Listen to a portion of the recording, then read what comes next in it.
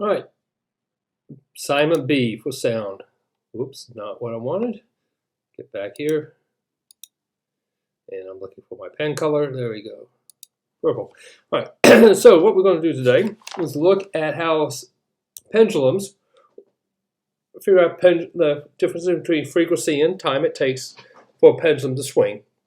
And you notice with this equation that the time, or see, t is the period.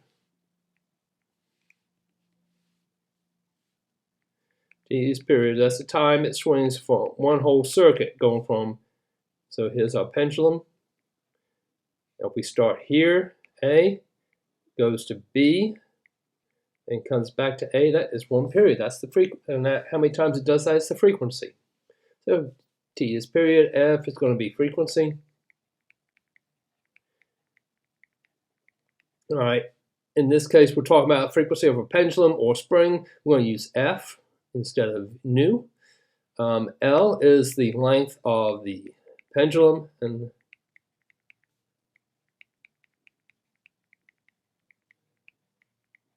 that's going to be defined as this is the length from here, the bob, center of mass of the bob. And it's not rubber, but the bob is actually what this thing at the bottom of the pendulum is called, to the top of where it's attached on the ceiling or the roof. So this is what we call center of mass. That's the length of the pendulum. A is going to be acceleration of gravity.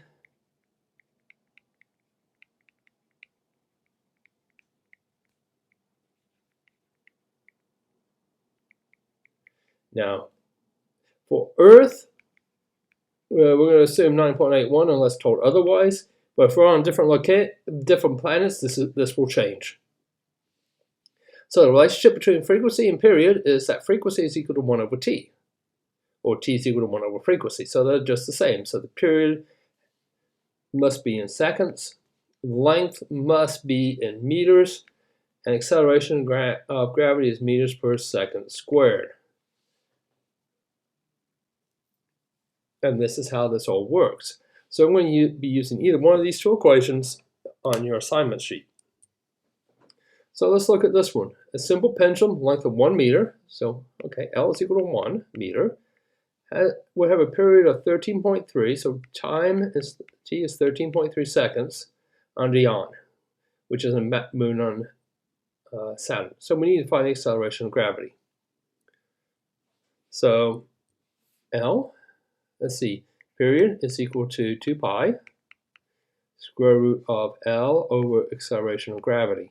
Now, folks, there's two ways to do this. You could try to plug all the numbers in and find out what acceleration of gravity is, but I would suggest you solve for AG first. So first thing you want to do is square everything, because what we're looking for is underneath the square root. So we square.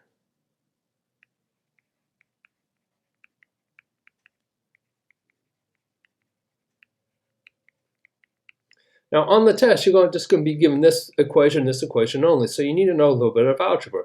So t squared is equal to 4 pi squared times L over the acceleration of gravity. And that's what we're looking for, this acceleration. Multiply both sides by AG, by A. So the acceleration of gravity is t squared over 4 pi squared times length. Let's go ahead and divide both sides by t. So the acceleration of gravity of Dion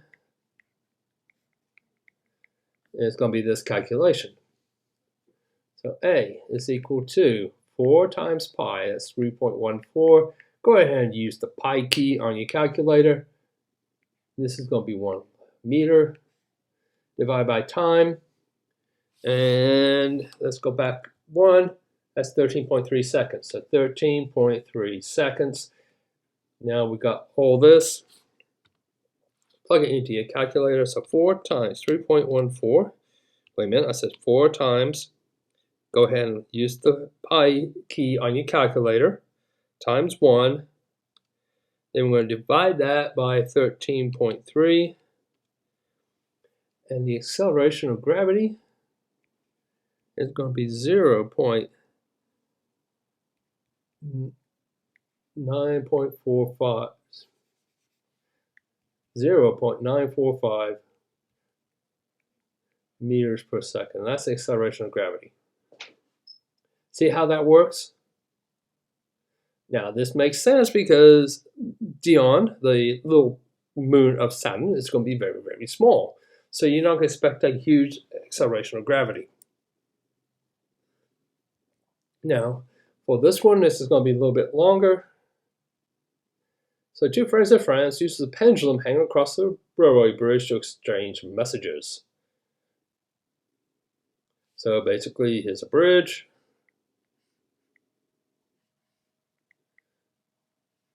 Here's the pendulum, and this is the river. Now it's on one bank here. Here's his friend. So he takes the pendulum, and it goes swing back and forth. So we want to know how much time is needed to make one swing across the river. So which distance are we going to use? Because we've got two. The river is 16 meters wide, but we also know that a bridge is, with the pendulum, is 130.0 meters high.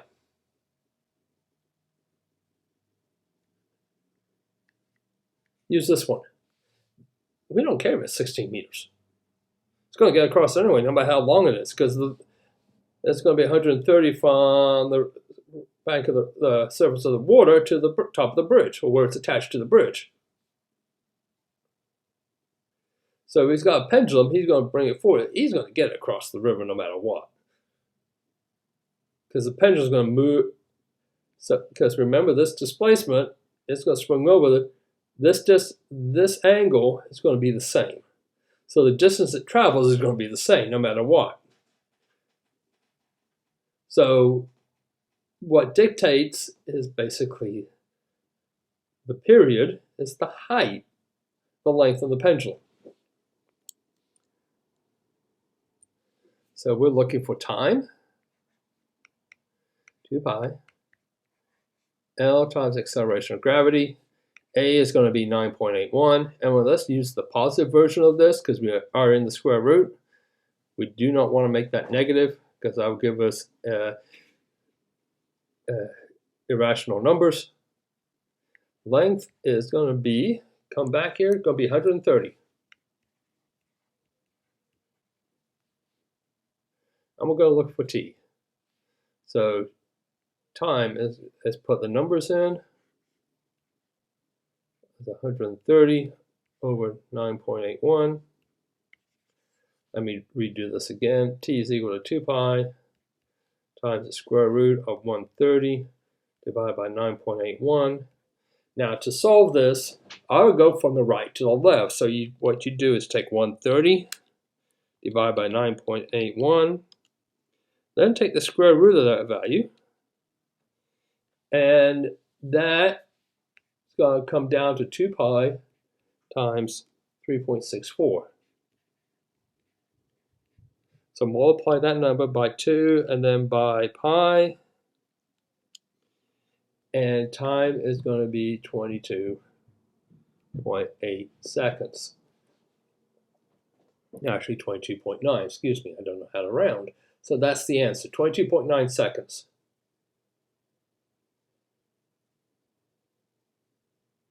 So it's going to take a little bit of time before it go across there, but that's because basically what the guy is bringing up that pendulum, the bomb, and just dropping the package off, and slowly going to swing across the river, and the person across the other side is going to catch it. Oh, wait a minute. Stop. That's the time it goes from there and back. So divide that by 2.